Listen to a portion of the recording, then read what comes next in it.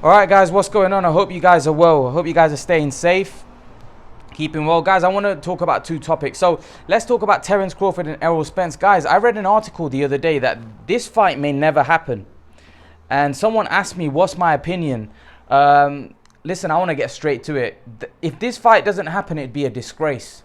Because both these guys are seen as two of the best in boxing right now. And if this fight wasn't to happen between Crawford and Errol Spence, it'd be a damn shame, because it's an excellent fight. It's an unbelievable fight. It's one of the best fights in boxing, probably the best in terms of skill for skill and how they're rated. I do think both Spence and Crawford are exceptional fighters, and they really need to fight each other. However, let's talk about the fact that the fight may never happen. Do I think the fight may never happen?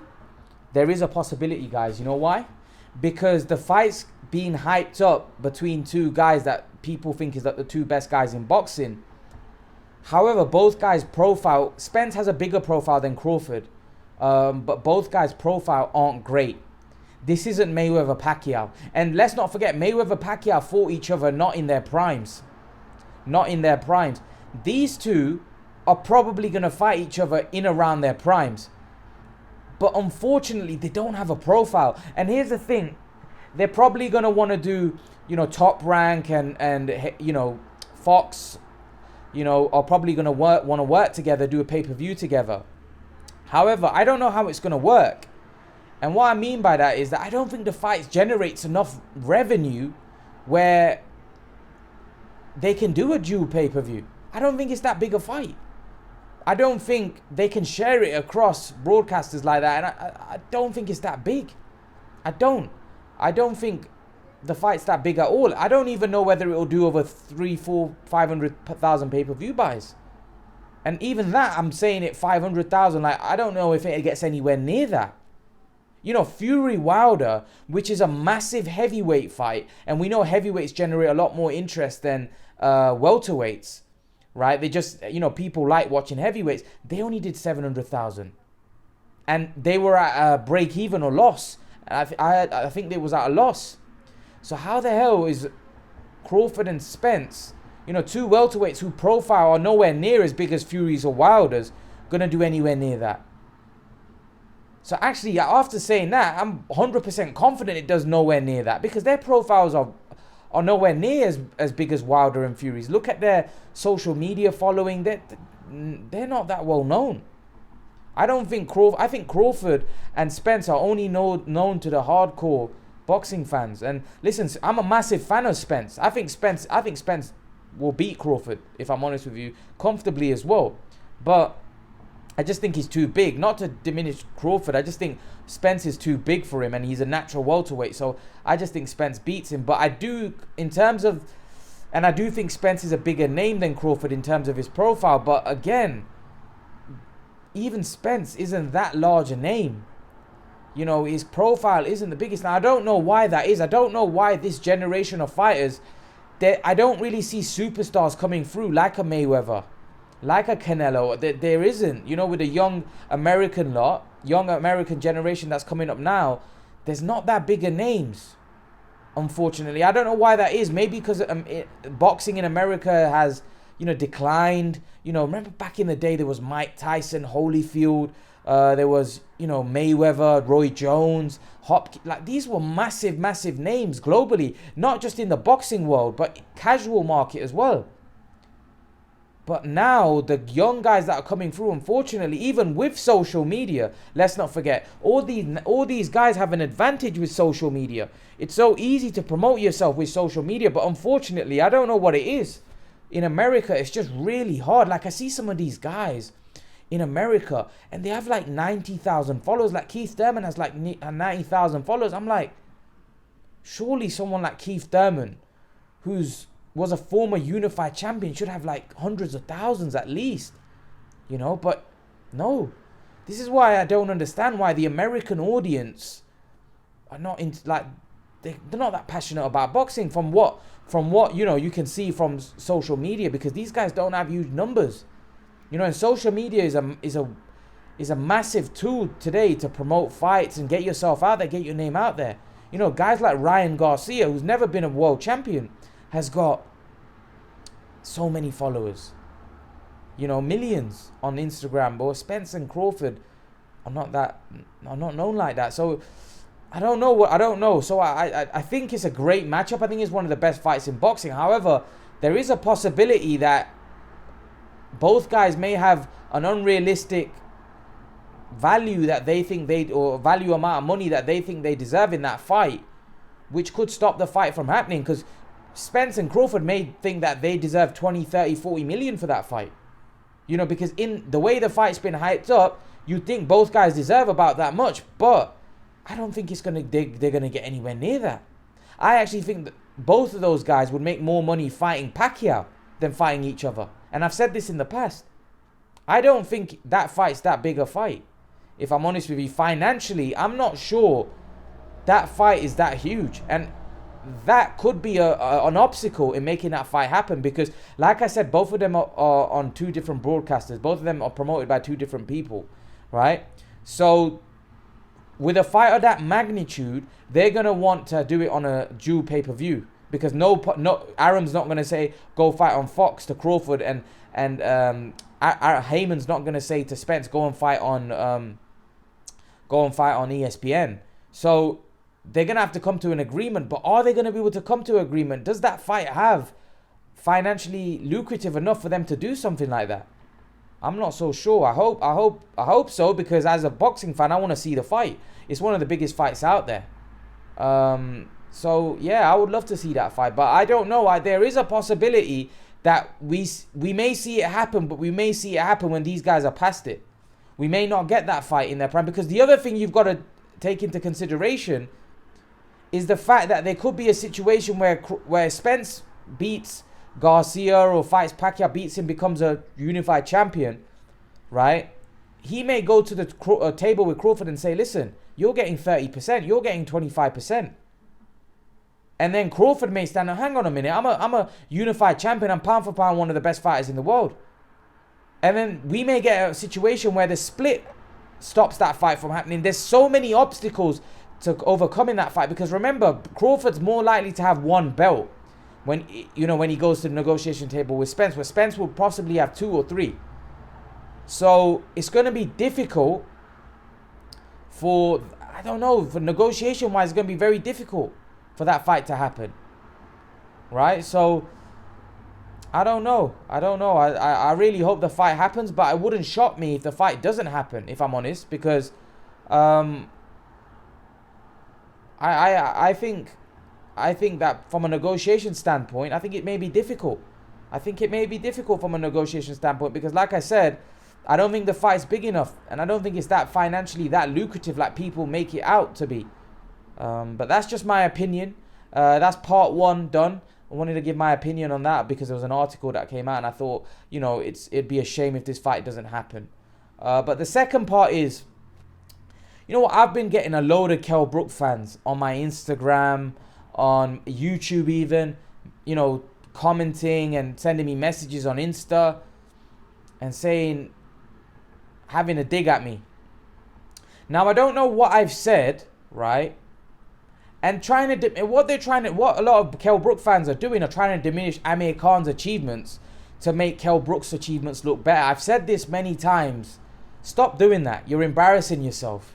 I had one Kell Brook fan say, well, Amir Khan beat a rubbish fighter in Ketelnik and beat up a washed up Zab Judah. Ketelnik was a brilliant fighter. He beat Maidana. Who everybody knows Maidana was a world-class fighter, better than Porter. Maidana was better than Porter. In my opinion, he was better than Porter. Right? So, Porter's just like Maidana, just can't punch. And stop embarrassing yourself that Porter would have destroyed Khan. Porter's a guy that went 10 rounds with Phil LaGreca, who Khan knocked out in 50 seconds. Porter is a guy who drew against Julio Diaz. Yes, I know he beat him the second time, but he still drew with him. Khan didn't need to do it 2 times. He beat him the first time, fair and square. So Stop trying to embarrass yourself to make out Porter would have ran through Khan, because he wouldn't have. Amir Khan fought Lamont Peterson on juice, and he was just as aggressive. He was tall, he was rangy, and he was strong, and Amir Khan took his best punches. He took Maidana's best punches, and everybody knows Maidana's a bigger puncher than Sean Porter, right? So stop trying to embarrass yourself to make out like Sean Porter would have destroyed Amir Khan just because Brook beat him in a life and death fight where it could have gone either way. That's Brook's only win, by the way, right? Stop trying to diminish Amir Khan's win against Ketelnik, Judah, Maidana, you know, the Malignaggi, who destroyed Senchenko. You know, who Brook fans go on like, oh, Brook beat Senchenko. Malignaggi went to Senchenko's backyard and beat the living crap out of him. And stopped him. And who does Paulie Malignaggi stop? Paulie Malignaggi stopped Senchenko. So, again, like, Brook fans, I don't know what's wrong with you. Like, I gave the guy credit. The guy's a good fighter. But, come on, stop trying to overhype the guy. You know, the guy's a good fighter. And one guy goes, you know, Amir Khan, Audley Harrison won a gold medal. Amir Khan won silver. What's so special about that? Okay, what did Brook win at the Olympics? Last time I checked, Amir Khan's achievements in the amateurs was higher than Brook's. So how can you criticize Amir Khan's, you know, achievements in the in the amateur game when his achievements are higher than Brook? What did Brook win? What medal did Brook win? Did Brook win a bronze? Did he even qualify for the Olympics? Oh, no, he didn't. Because Amir Khan went instead. Because they thought Amir Khan was better than Brook in terms of winning medals at the amateur. And he had a better amateur record than Brook. So, you know, it's quite... Am I talking gibberish here? Like, it's quite clear that Amir Khan's achievements in the amateur ranks were greater than Brook's. That's why he went to the Olympics and won a silver medal. Brook didn't win any Olympic medal. He didn't win any Olympic medal. I'm talking sense here. Generally, the best fighters go to the Olympics. If you look at all the best fighters, generally go to the Olympics. And the other thing is, you said that Amir Khan won a silver and Audley Harrison won a gold, and he never won anything. He won a silver. All right. Brook, firstly, didn't even qualify. He wasn't even good enough to go to the Olympics. Secondly, Mayweather won a bronze. Right? Amir Khan fought Mario Kindelin, who's one of the top amateur fighters of all time. Right? Mario Kindelin is one of the best on the amateur circuit. And Amir Khan was a young baby. He was 17. And Kindelin beat him. Kindelin was a legend of the amateur game. How many Olympic gold medals did that guy win? Right? And you're trying to diminish his achievements because he lost to Kindelin, who's one of the best in the amateur circuit. And then Khan a year later beat him before he turned pro. So, and there's another thing I want to talk about. A lot of Brook fans go on about Brook's win at 147 and Khan's wins at 147. Yes, Brook's best win at 147 is better than Khan's best win at 147. Yes, I'll give you that. Yes, it is. I agree. I'm not a biased idiot like some of you delusional fans. I say it how it is. Yes, his best win at welterweight is better than Khan's best win. But let's not forget, Khan started off his career at 135. Where did Brook start off his career? At 147. Right? So, in his whole career, Brook's only win at world level came against Sean Porter. Right? How many world level fighters did Khan beat in his whole career? Even at welterweight, Khan beat Julio Diaz, a former world champion. Luis Collazo, a former welterweight world champion. Devin Alexander, a former welterweight world champion. Right? These are three former weight. And then he lost to Terence Crawford. He fought Terence Crawford. So his resume, I believe, is Julio Diaz, Devin Alexander, Luis Collazo, Chris Algieri, who was a former world champion but not at welterweight, and Terence Crawford. That was his welterweight resume, I believe. If I'm wrong, you can point it out in the comment section, which you probably will. These are the 5 names I believe he fought at welterweight, right? He beat 4 of them and lost to Crawford, right? Now, Brook stayed his whole career at 147, but after he lost to Errol Spence, He went to 154. He said, I'm going to go and win a world title at 154. Let's be fair here, because if Amir Khan was a smaller guy, Amir Khan's smaller than Kell Brook. I think all of you would agree with me. Amir Khan's not as big as Kell Brook. Amir Khan started off his career at 135. Brook started off his career at 147. That means Kell Brook was a bigger guy than Amir Khan. What did Brook do at 154? Because you got to compare. Amir Khan became a unified champion at his best weight, which was 140. Brook's best weight was 147. He became a world champion at that weight, right? Okay. Amir Khan came up to welterweight and had great wins at welterweight. He beat former welterweight world champions, right? Who did Brook beat when he went up to 154? He beat Zarafa, Rabchenko, and Mark DeLuca. But Brook was a natural welterweight. Surely, you know, he could go up to 154 and challenge for a world title. He said he was going to fight Hurd. He said he wanted Charlo. What happened? Maybe, why not even fight a former world champion at light middleweight in Liam Smith? I'm talking sense here. I'm not talking gibberish. I'm talking sense. Brook fought at 147 his whole career. He said he was going to move up to 154. But look at the guys that he fought at 154. Look at the guys that Amir Khan fought at 147. Yes, you could say Brook's best win at 147. But Brook was a natural welterweight. He's supposed to have better wins at that weight. Even though he didn't have better wins at that weight. He just had one better win. One good win at that weight. He didn't fight any other top welterweight. He didn't even fight a world level welterweight after that. He fought Spence and he got beat. And Spence was a good name on his resume, because Spence, in my opinion, beats Crawford. So that's a good opponent. But both Amir Khan lost to Crawford and both Brook lost to Spence. So what I'm trying to say here is that Brook went to 154. Look what Brook did at 154 and look what Khan did at 147. Khan beat former world champions, welterweight world champions. Brook never fought anybody at 154, and now he's coming back down to 147 to fight Crawford. So let's compare like for like. Amir Khan's career at 140 and Brook's career at 147. Amir Khan had a better career than Brook at 140 at his best weight to Brook's best weight. Amir Khan moved up to 147, but Amir Khan's not a natural welterweight. Brook moved up, right, at 154 at a weight where he's not naturally a light middleweight, and his wins were against, in my opinion, guys that wouldn't even win British titles. Zarafa, Rabchenko, and the other, what was the other guy? DeLuca. These were his wins at 154. Look at Khan's wins at 147 compared to Brook's wins at 154.